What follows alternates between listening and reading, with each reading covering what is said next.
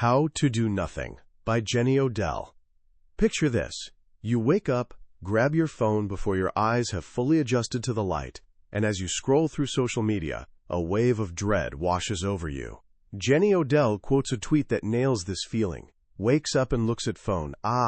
Let's see what fresh horrors await me on the fresh horrors device. Ring a bell? You're definitely not alone. This feeling has quietly invaded millions of lives.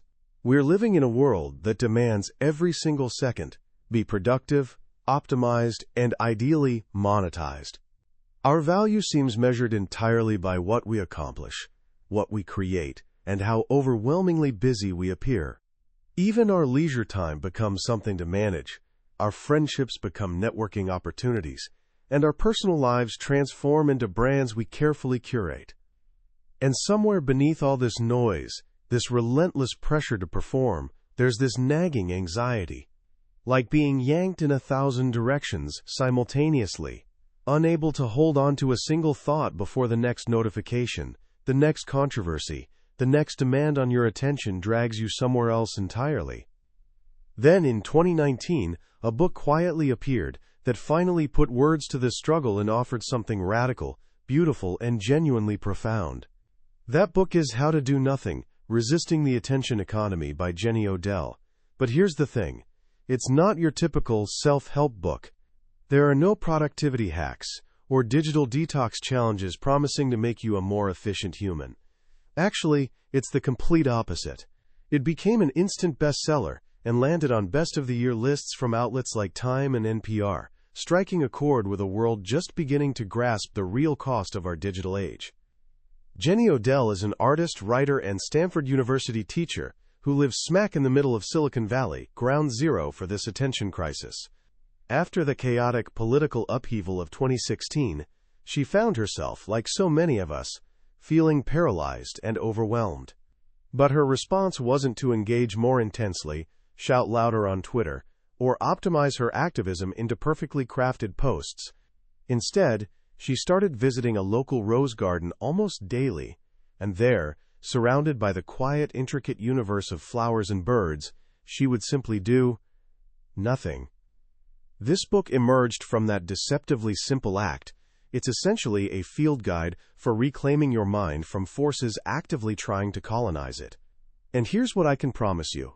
By the time we finish exploring these pages together, you'll see the world through a different lens. You'll understand that doing nothing isn't laziness at all, but actually a powerful form of political resistance.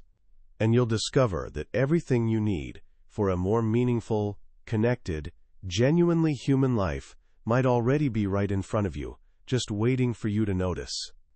Our journey begins in that rose garden in Oakland, California. For Odell, this wasn't just a pleasant park to pass through, it was a sanctuary. In a world screaming for her attention from every direction, the garden asked for nothing. It was simply a place to sit, breathe, and listen. This daily practice of doing nothing wasn't about escaping reality. It was about finding reality again, creating what philosopher Gilles Deleuze described as little gaps of solitude and silence in which we might eventually find something to say. This is the heart of Odell's message. Nothing isn't an empty void. It's a space for reflection, healing, and rediscovering the ability to think clearly. In our attention economy, our time and focus get treated like natural resources to be extracted. Platforms like Facebook and Instagram are deliberately engineered to keep us in a profitable state of anxiety, envy, and distraction. They hijack our genuine desire for community and connection, transforming it into something that can be packaged and sold. Doing nothing becomes the first step in reclaiming that power. But what does it actually mean? Odell introduces us to a powerful living metaphor, an old-growth redwood tree in the Oakland Hills nicknamed Old Survivor. It's the last of its kind, a 500-year-old giant that miraculously survived the logging frenzy of the gold rush era. And why did it survive? Because it was completely useless. Twisted, perched on a steep, difficult slope, and not tall enough for quality timber. The loggers simply passed it by. This tree teaches us the book's first great lesson, the power of resistance in place. Old Survivor didn't flee. It stayed exactly where it was, but shaped itself in a way the system couldn't easily exploit or profit from. Odell argues we can do the same. We can refuse to let our lives be measured solely by productivity and efficiency. We can embrace the parts of ourselves that are nuanced, messy, and can't be reduced to data points or personal brands. This isn't about abandoning your career and disappearing into the wilderness. It's about staying engaged with the world while refusing to play by its rules. It's about choosing maintenance and care over Silicon Valley's obsession with disruption and endless growth. Think of volunteers tending roses in public gardens, or the quiet, often invisible work of a parent caring for a child. This work doesn't produce something flashy and new, but it sustains life. Odell argues that this kind of maintenance work forms the backbone of any healthy community. Yet our culture dismisses it, because it doesn't fit our narrow definition of progress. So if the first half of doing nothing means disengaging from the attention economy, what's the second half? It's about re-engaging with something else entirely, the actual, physical world right in front of you. Redirecting the attention you've reclaimed and planting it back into your real time and place. This might remind you of the Back to the Land movements in the 1960s, when thousands of young people, fed up with the Vietnam War and what they saw as a plastic, corrupt society, decided to drop out and start communes in the countryside. It's a tempting fantasy, right? Just saying forget it all and starting fresh somewhere new. But Odell takes a hard look at this history and finds a cautionary tale. The dream of a blank slate, of completely escaping politics and society, turned out to be an illusion. Commune members still faced mortgages, couldn't grow all their own food, and often brought the ghosts of the old world with them. Conflicts over money, traditional gender roles, struggles between individual freedom and collective needs. They discovered you can't really escape the world because you carry it inside you. Even more revealing is what happened when some communes tried solving their problems not through messy politics, but through perfect design. They became fascinated with a utopian novel called Walden 2, written by behavioral scientist B.F. Skinner. The book describes a community where everyone's happy and productive because their behavior has been perfectly engineered from birth. The founder of this fictional utopia proudly declares, "Their behavior is determined, yet they're free." It's genuinely chilling. A vision where politics gets replaced by algorithms and people become components in a machine. This dream of escaping messy human interaction for perfectly designed systems echoes the techno-utopian fantasies of some Silicon Valley billionaires today, imagining new societies on floating ocean platforms or in outer space, conveniently free from the constraints of democracy. The lesson from the communes is crystal clear. Total retreat isn't just impossible, it's a dead end. It often sidesteps our responsibility to the world we actually inhabit. So if we can't completely escape, what can we do? This brings us to the anatomy of true refusal. Odell takes us to one of literature's most famous refusal stories, Herman Melville's Bartleby the Scrivener. Bartleby is a clerk in a Wall Street office who, one ordinary day when asked to perform a simple task, calmly responds with the now legendary phrase, "I would prefer not to." He doesn't shout, doesn't argue, doesn't even say "I will not." He simply steps outside the entire logic of the request. His boss is left completely stunned, like a cartoon character who's run off a cliff and is suspended in mid-air. Bartleby's response packs such power because it doesn't just say no. It refuses the very premise of the question. It carves out what Odell calls a third space, a magical exit from a false choice you never wanted to make in the first place.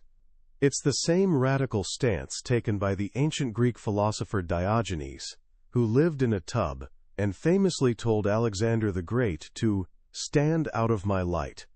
Diogenes didn't flee society. He lived right in its center, serving as a constant, living rejection of its absurd values.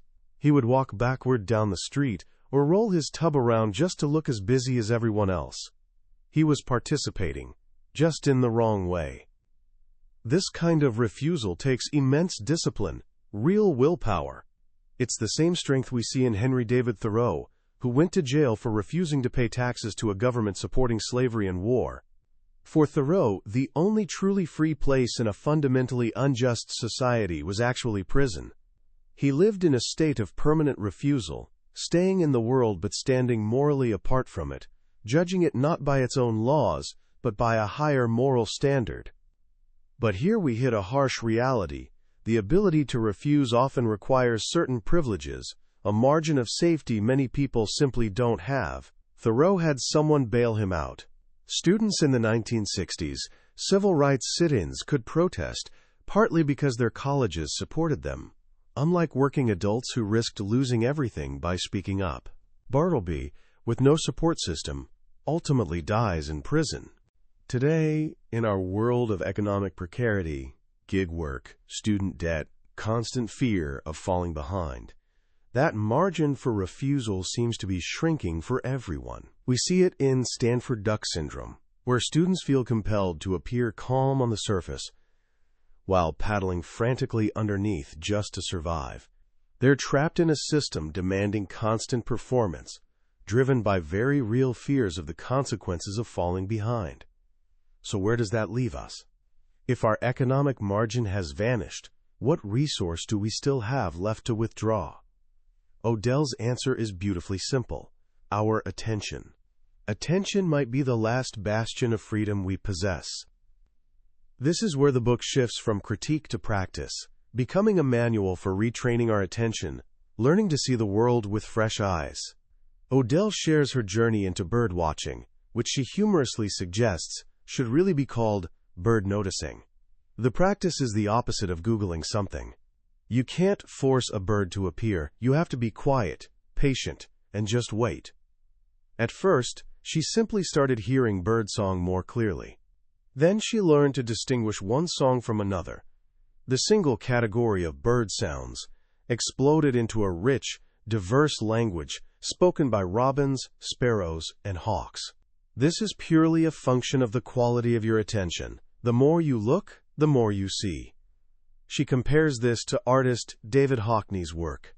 Hockney famously disliked photography because he felt it saw the world from the perspective of a paralyzed cyclops for a split second. Our actual experience isn't a single snapshot. It's a continuous flow of separate glimpses our minds weave together. So he created incredible photo collages, like Pear Blossom Highway, where hundreds of individual photos piece together a single landscape.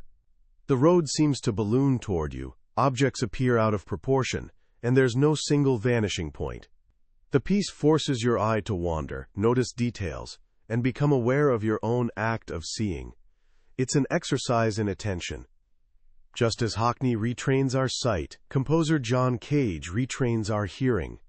Cage is famous for his piece 4 feet 33 inches, where a pianist sits at a piano and plays nothing for 4 minutes and 33 seconds. The music becomes whatever happens in that silence: coughs from the audience, rustling programs, distant traffic sounds. Odell describes attending a Cage performance and then walking out into the city, hearing the world with a clarity she'd never experienced. The cars, the wind, the footsteps, they'd always been there, but now she could truly hear them. These artistic practices work like training programs for the mind. They teach us that our reality isn't fixed. It's rendered by what we choose to pay attention to. When you change your pattern of attention, you literally change the world you inhabit. For Odell, this re-rendering of reality led her to what she calls bioregionalism, the practice of deeply knowing the specific ecological place you inhabit. It started with birds, then trees, then the bugs on the trees, then watersheds, mountain ranges, fault lines. She tells a wonderful story about rediscovering a creek from her childhood in Cupertino, the heart of Silicon Valley. She'd always seen it as a featureless suburban sprawl, but one day, examining an old map, she realized a wiggly line she thought was a road was actually Saratoga Creek. Suddenly, a memory surfaced, a mysterious tangled green ditch at the edge of her kindergarten playground, a place where lost balls could never be retrieved. It had been there the whole time, an ancient waterway snaking invisibly beneath shopping centers and office parks. When she and a friend finally explored the creek bed, they found a hidden world, a portal to a deeper, wilder reality, existing just on the other side of a chain-link fence, reminding us we don't live in a simulation, but on a giant, living rock with its own ancient logic. And this brings us to the final, perhaps most important expansion of attention, from the non-human world to the human one, to the ecology of strangers. Odell recounts a harrowing experience of walking down the street and witnessing a young woman collapse and have a seizure. In that moment, the ordinary world fell away. She became completely responsible for this person she'd never met. After paramedics arrived and she continued to the grocery store, everything looked different. She watched people calmly choosing cereals and picking apples, and all she could think was that it was miraculous they were all alive. These moments of encountering strangers jolt us out of our self-centered default setting, as David Foster Wallace called it. They remind us that every person we see, on the bus, in the store, has a life as complex and vivid as our own. Our social media filter bubbles, however, are designed to shield us from these messy, unpredictable encounters. They feed us a world of people just like us, reinforcing our biases and shrinking our capacity for empathy. Odell argues we need to actively resist this. We need to care about our neighbors, not just for practical reasons, they're the ones who will help you in an emergency, but because a world without strangers, without difference, becomes impoverished and lonely. True growth and creativity come from encounters with people who challenge us, surprise us, flip our world upside down. This means releasing the idea of a stable, fixed self, the kind that can be neatly packaged into a personal brand. Our identities aren't solid objects we possess. They're fluid, constantly being shaped by our relationships with others and the world around us. Just as a watershed is a collection of flows rather than a static object, we too are emergent wonders, full of contradictions and possibilities. So how do we restore the foundations for all this deep thought and connection? Odell argues we need to reclaim both physical and digital spaces for genuine community. She looks back to things like community memory, the world's first public computer bulletin board, set up in a Berkeley record store in 1972.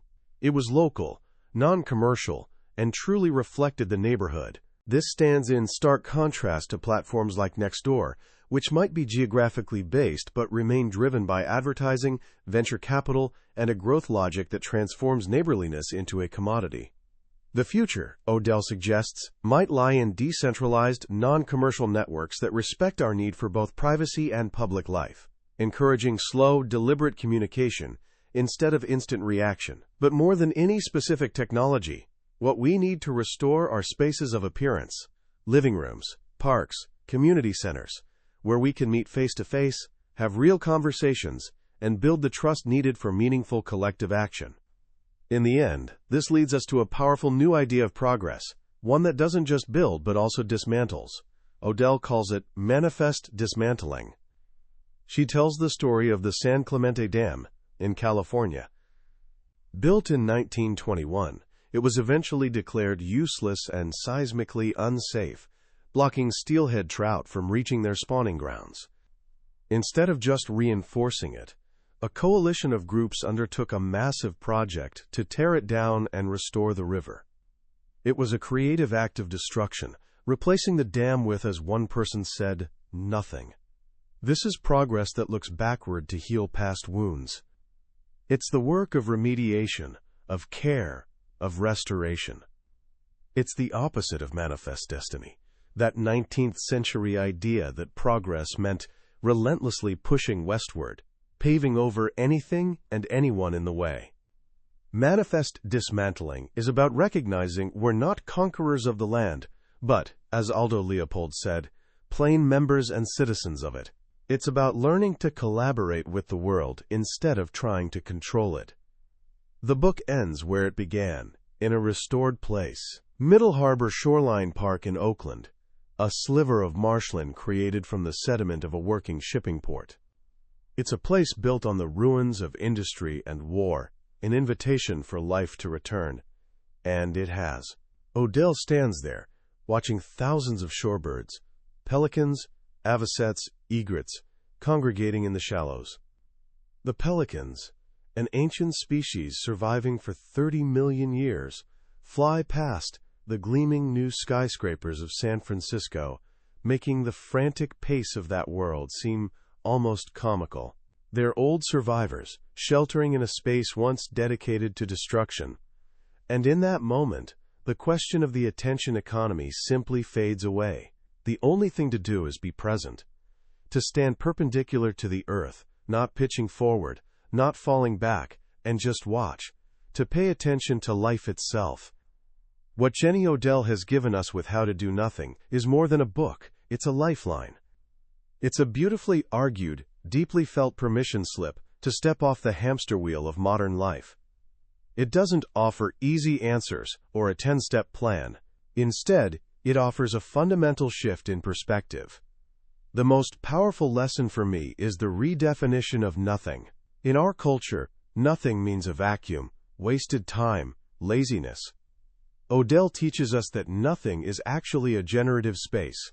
It's the soil from which new ideas, deeper connections, and a more resilient self can grow. It's the pause that gives meaning to the notes. She shows us that by strategically withholding our attention from platforms designed to exhaust it, we're not checking out of life. We're checking back in. The idea of resistance in place is incredibly empowering too, especially right now. It can feel like our only options are burning ourselves out in constant, reactive protest or retreating into cynical despair. Odell offers a third way: to stay put but live differently. To become like old survivor, the useless tree. To cultivate parts of ourselves and our communities that cannot be measured, optimized, or commodified. This isn't passive. It's an active, disciplined, deeply political choice to live by different values. It's a commitment to care, to maintenance, and to the slow, unglamorous work of sustaining what matters. So how can we start applying these ideas in our own lives right now? It doesn't require grand gestures. First, practice a new kind of attention. Next time you're walking somewhere, put your phone away and just notice. Pick one thing. Maybe the trees on your street, architectural details of buildings, or the city's sounds. Don't judge it, don't analyze it, just observe. See if you can notice something you've never seen before. This small act begins reclaiming your attention. Second, learn one thing about where you live. What watershed are you in? What native tribes originally inhabited this land? What's the oldest tree in your neighborhood? Find one anchor to your physical place.